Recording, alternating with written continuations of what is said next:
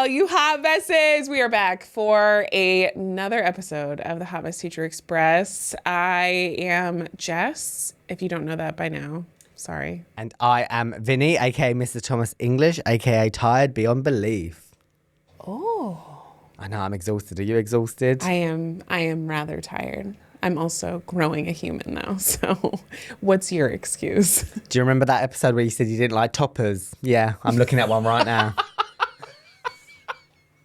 Okay. It's me. Hi, I'm the topper. It's me.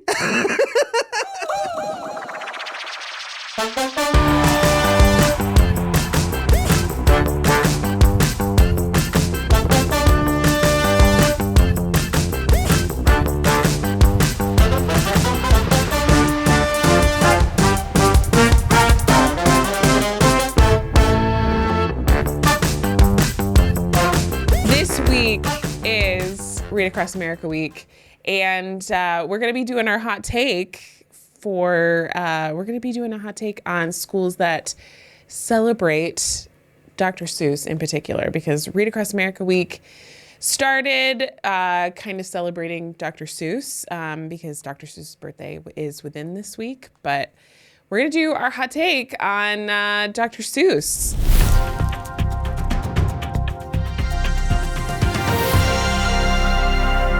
My hot take on celebrating Dr. Seuss is it's not a good idea at all.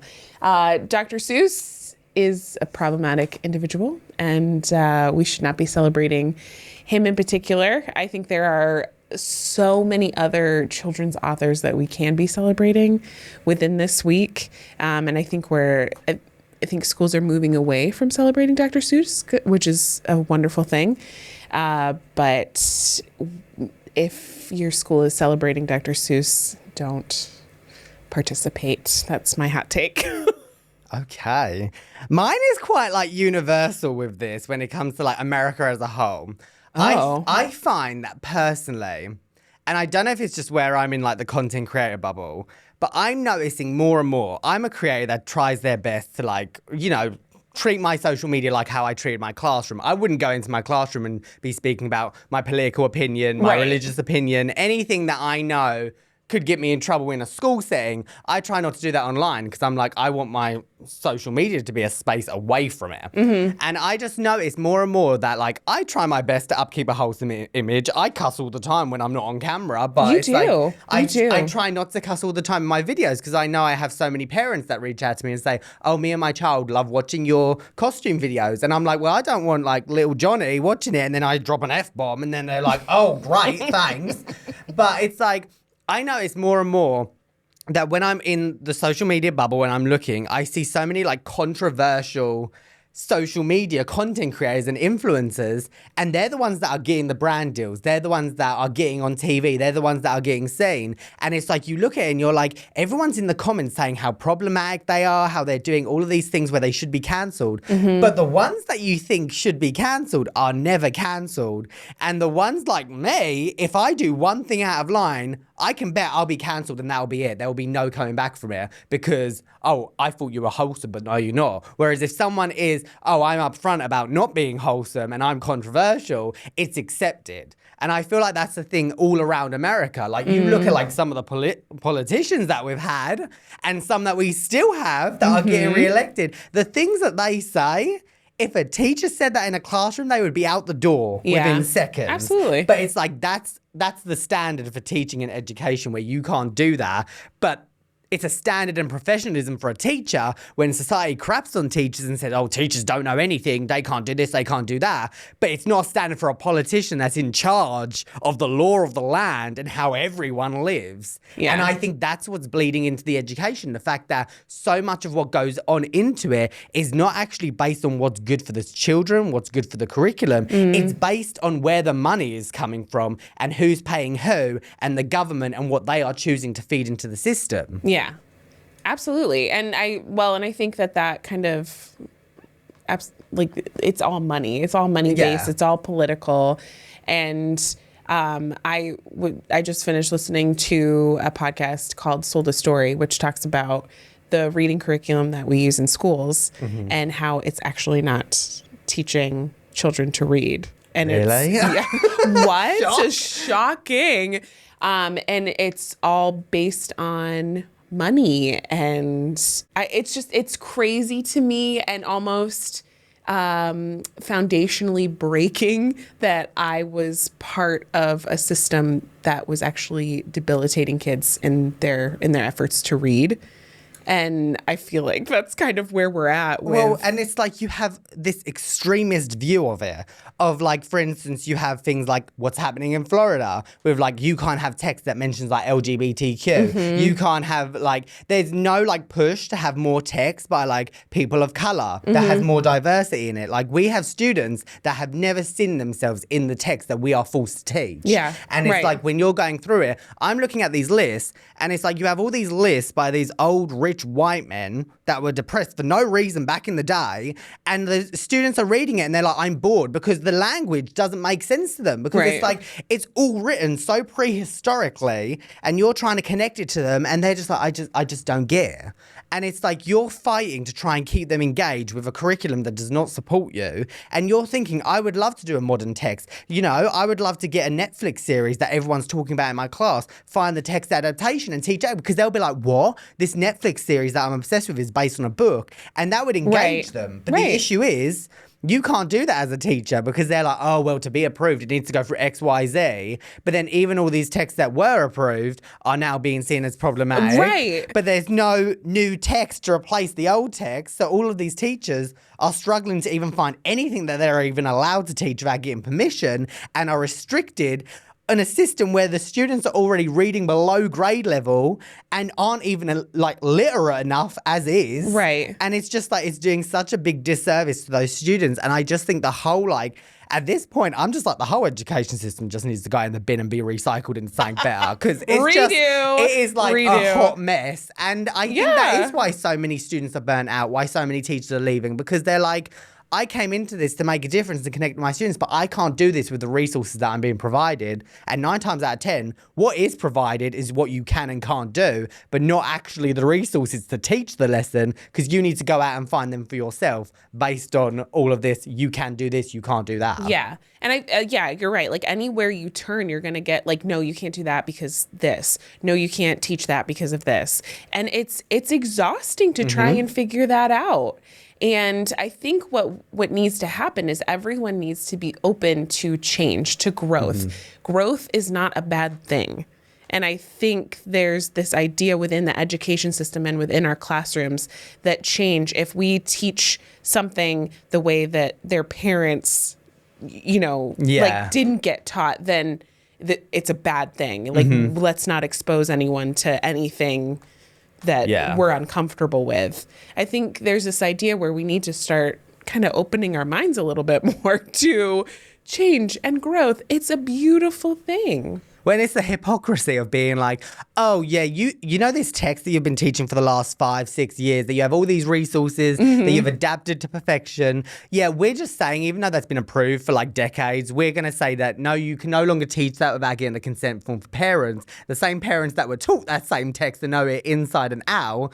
But we're going to celebrate and all for that is problematic, because that's, you know, that's the morals that we're putting forward within this society towards our kids. Right. Where it's like, oh, you know, like we're so worried nitpicking this, being like, you can't do this because that author, oh my gosh, I don't agree with their lifestyle, but you're more than happy to agree with someone that's really highly documented to be problematic and do a whole week dedicated to them. Yes, right. And turning your back on some of their problematic behavior is not the answer. Like just ignoring it is not. But I also think it begs the question as well of, because cancel culture is so rigid and it's so hot right now. It's like, where is the line between, you know, like I love the Grinch, but to me, I'm like, okay, so if I do a Grinch video, then am I like accepting Dr. Seuss? Because it's like, you know, I love the Grinch, but I don't like his actions. I don't like what he represents, like in terms of the author.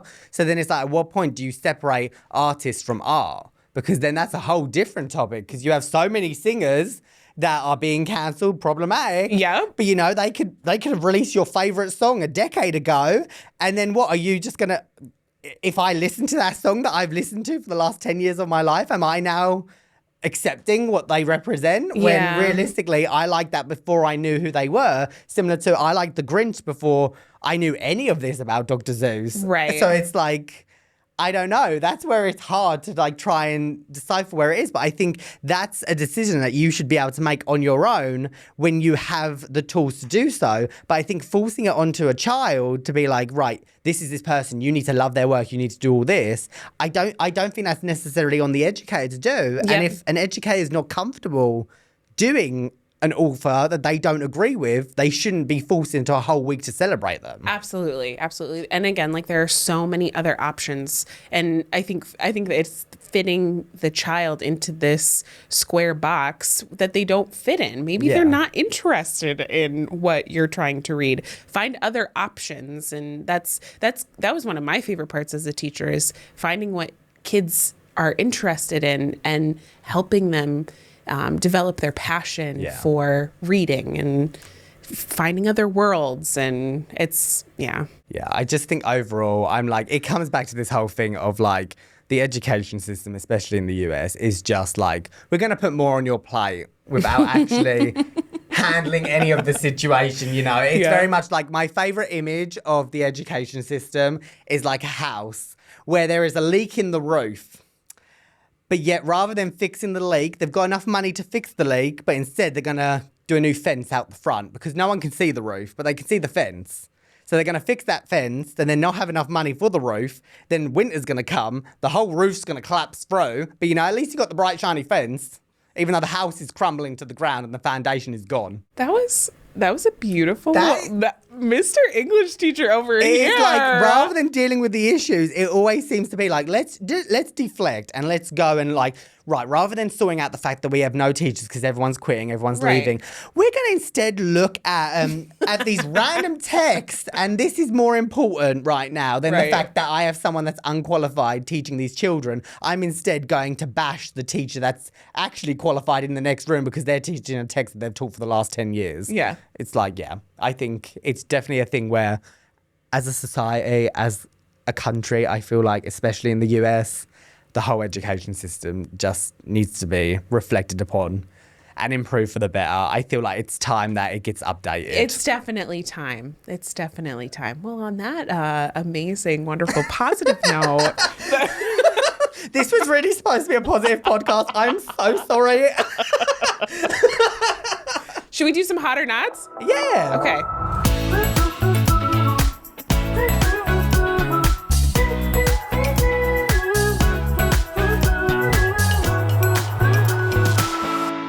Let's do hot or not. Okay, let's talk about what's hot this week.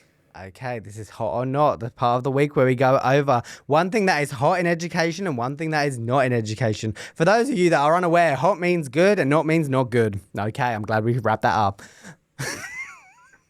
It's the ex-teacher in me explaining the obvious. And yet there are still people asking questions right now. So hot this week, we have uninterrupted lunches. Did those happen?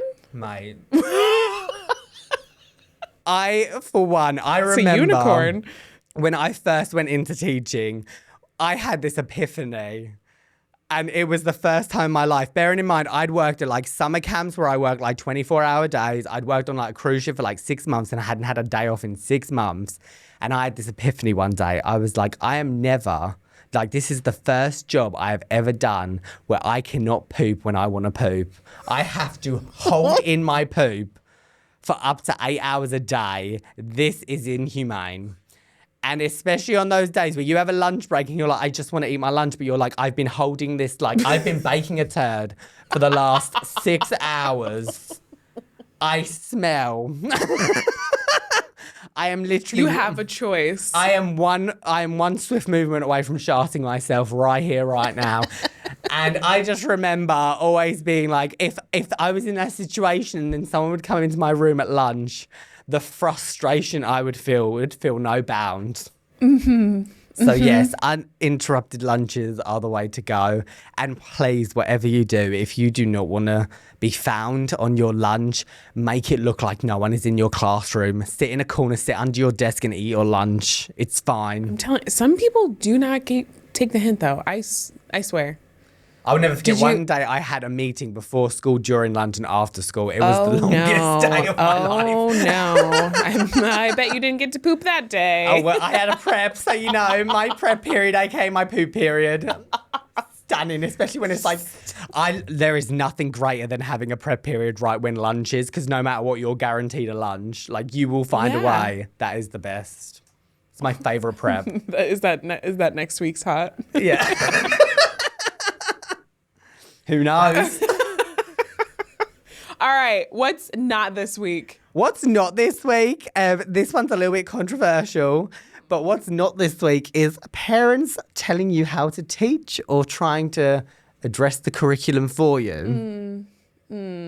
Yes. Why is that a not? I think it's not, because I feel like, and this may be the Brit in me, but in England, the curriculum is set.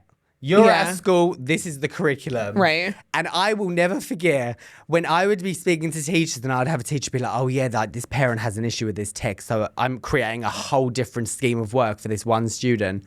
I was taken aback. I was like, are you serious? I was like I get with like accommodations, IEPs, 504s. Right. Like, yeah, you'll do like an adapted text, or maybe their case manager will work something out, the parapro.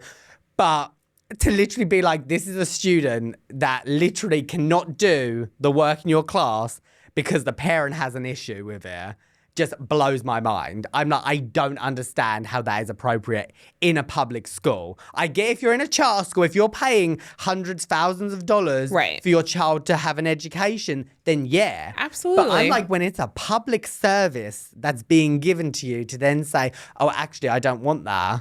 I'm like, the way the system works, I don't understand how, as a society, a parent can go to a teacher and tell them how to teach, and the teacher has to do that. But as a society, if I get run over by a car and go to the hospital, I can't turn around to the doctor and be like, I don't want to pay. Like, you saved my life. Why should I have to pay to save my life? But I still got to pay. Like, there is more ability to fix the education system as a parent than as a person that needs medical help and cannot afford medical help to receive that medical help in this country. And I'm just like, that to me just shows how inhumane and backwards as a society we currently are. Yeah. I mean, yeah, we are. I feel like we've covered this with the US versus UK in the sense that UK is.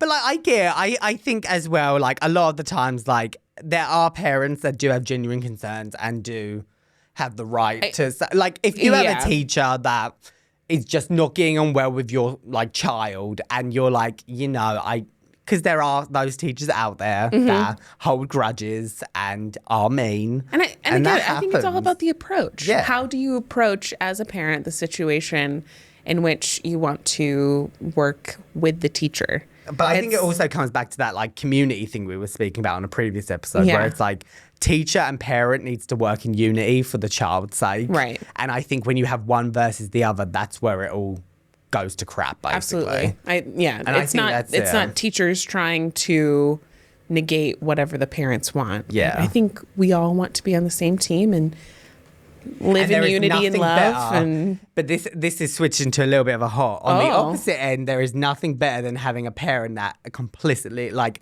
just absolutely agrees with you. To the point where they are like, no, you've got a fair point, because then you can say to the parent, then go to the board about it. They'll listen to you, but they won't listen to me. Right. And they go to the board and something gets done about it. Like, and that's what is so rough as a teacher in this current day and age. Yeah. The fact that you have more ability to make change by getting a parent to effectively go to your boss than going to the boss yourself, because they will listen to a parent over you any day of the week.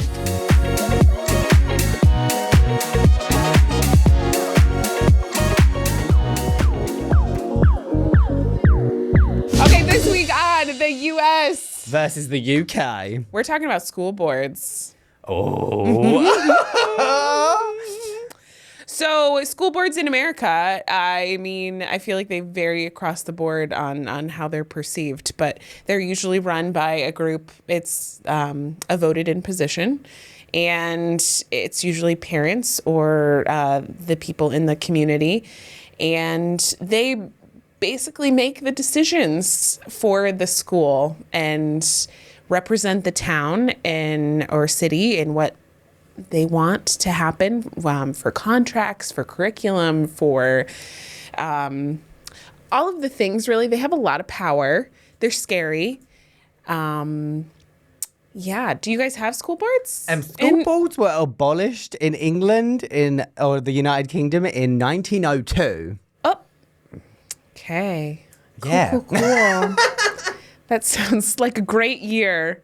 A great year to abolish school boards. Do you know why they abolished school boards? So rather than having school boards, they have local educational authorities. Okay. So it's like, basically, like, even the structure of, like, British schools is slightly different. Like, here you'll have, like, a district and you'll have, like, several schools within that district. Right. Versus in England, like, schools are, like, basically put into these, like, local, like, authorities for education. Okay. And that's how they're based, but they're not, like, linked in the same way. Like, every now and then you may have, like, I know, like, academies are starting to become bigger in England, and they're more like, they'll have, like, a certain, like, name branding that will, like, link them. But it's very rare, like, when I first came here and they're like, oh, yeah, we're this district. Like, we have, like, this whole powwow and get together for this whole district. I was like, we don't have that in England. Like, we basically just stick to our own school. And that's it. Or, like, every now and then, like, if you're in, like, a new teacher induction program or, like, you're in your postgraduate certificate for education, you'll have it where there's certain trainings where people from different schools go to it, but that training isn't necessarily run by a school district. It's run by the local area where you all congregate at a certain location. And that location could be a school. Okay. So it's definitely less politicized than the United States. And it's very much like everything that happens in a British school is from the government down. There's no, like, middleman. It's like, this is what the government is recommending. This is the local authority that oversees this. And then this is, like, the school. And within that, all of these recommendations and policies are in place based on, like, this is what you need to follow. This is it. So contracts come through. So your contract will be, like, specifically through your school.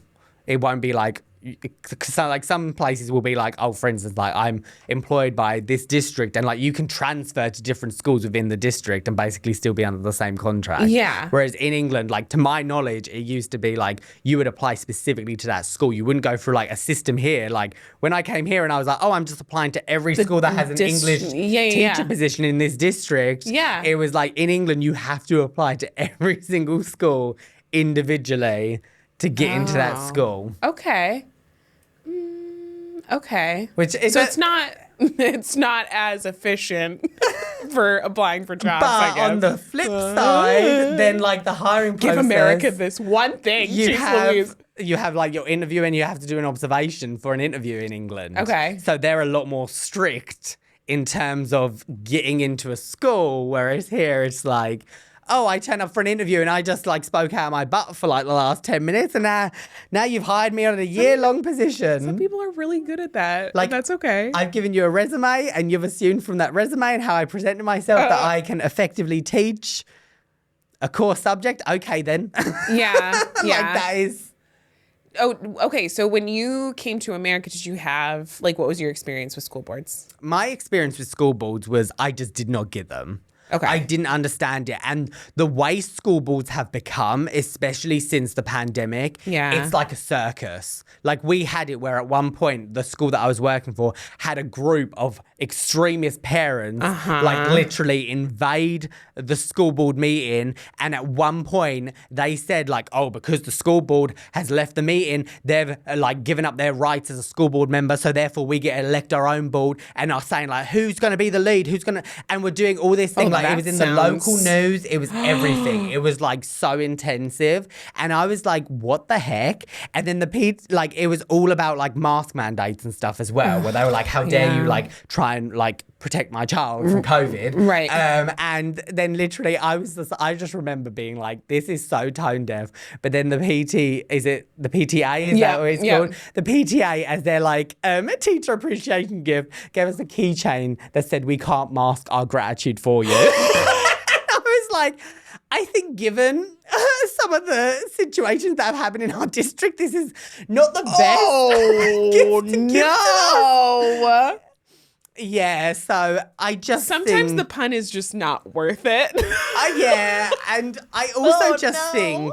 I think, you know, it's like you've got to really look inwards at this as well. When you look at school boards, you think a school board position is an unpaid position. Yeah.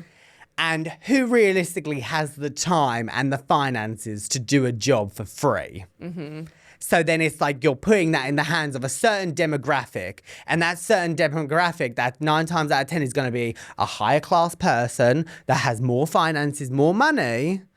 Older, maybe. Older, maybe. Are they really going to be thinking about, you know, a Title I school and how students feel there, how they address the curriculum, how they can behaviour manage that? Or are they going to see that from a lens, from a different perspective? Yeah. And I think that's the issue. I think if you're going to have a school board, you need to have like a vetting program. I think it should be a paid position by someone that is qualified beyond belief to do the job. And I think that is something that should be audited. And you should have a variety, a mix, a diverse group of people that are able to look at it and give an actual effective opinion and be there. Because 9 times out of 10, the school board will have an opinion, then a parent will come in and they'll be extremely violent and they'll say all this stuff. And to try and like make it so they don't have to deal with them, they'll comply to the parent, and then the teachers are the ones that are suffering. Yep. Because they'll go into this meeting once a week and they'll say, yeah, that's fine, because they're not seeing how it impacts in the classroom. Right. And I think that for me is like the biggest thing with a school board that I just don't believe in. Yeah. I think that sucks, that the fact that it is so one-sided and based on, you know, we fulfill this certain demographic, but then no one's there to argue for everyone else. Yeah. Yeah.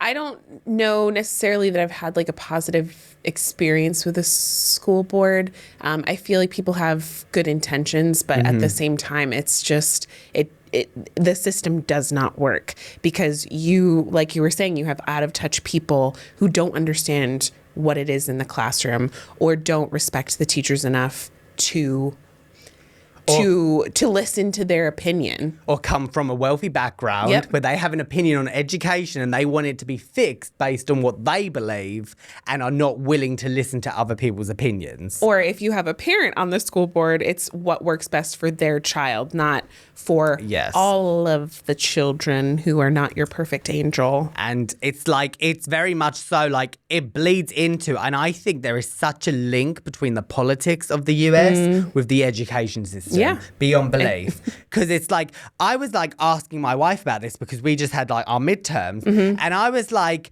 the people going for like office in Arizona, like I was like looking through it and I was like, but I don't understand. Like when people are going for office, why do the parties choose like these really controversial people that have sketchy backgrounds and all of this? And I was like, why would you put someone that people may not believe in as your main candidate? Like surely that's just screwing yourself over. Right. And then she was like, it's based on who has the most money, who has the most donations, who has the most sponsors. And it's like, are you telling me that does not bleed into who gets elected into school boards as well? Like, who has the most ties to like people that can like sway their way? Who has the most money to put out advertisements, to like do all of the big local shiny elections things? Like, and I think that's the issue with it. I think it's the whole of the US is the same. It's too political. It needs to be based on what is right for a person and not is what is right for a political party. Yeah. Because I think that's what it is. At the moment, this country is divided, blue versus red. And it needs to be who is a human and what is a human and what is best for a human instead of what is best for this party.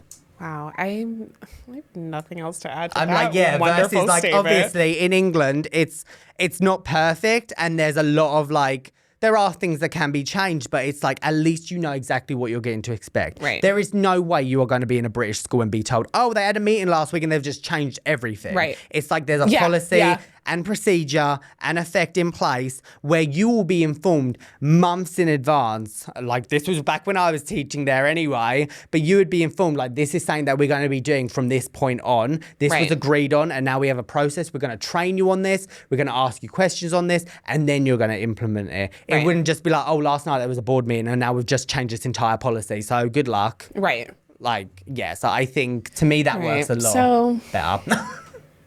Well, one day, America. One day.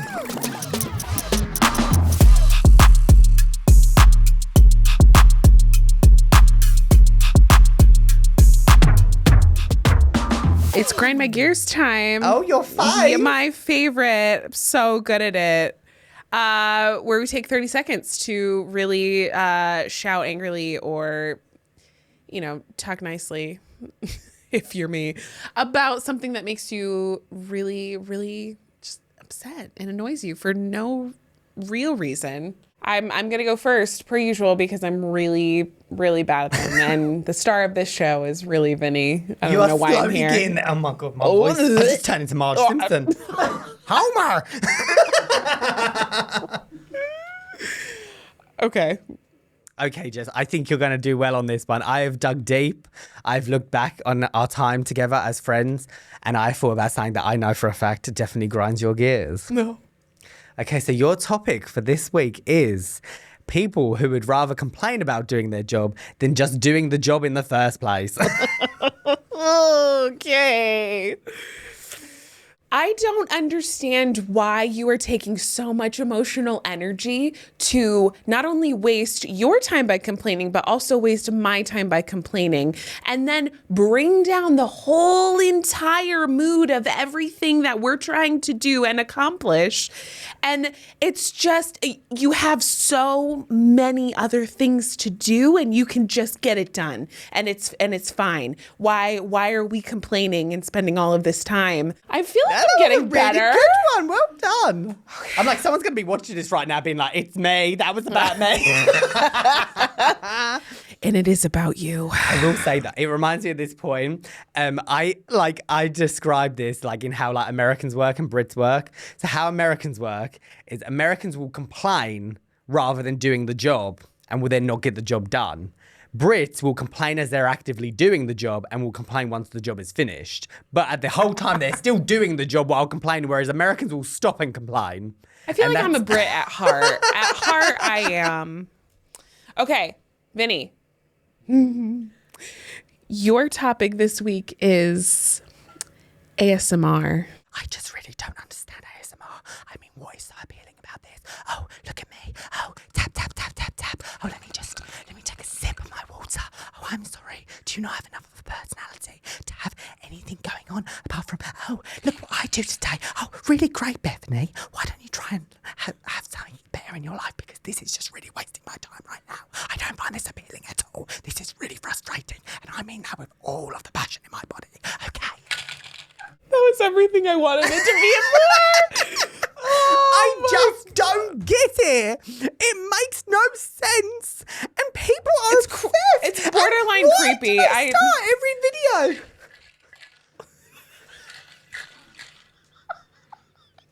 I'm like, all right, come on then. Oh my gosh. It gets on my tits. I know it does. I know. Tits. This is why I know. And I'm sorry, if you make ASMR, this is not directed at you. It's directed at everyone. If you are thinking that is about me, then maybe just fix your life, okay? If you're feeling called out, maybe this is your wake-up call. And I hope if you do this, you laugh at this and then make some different content, please.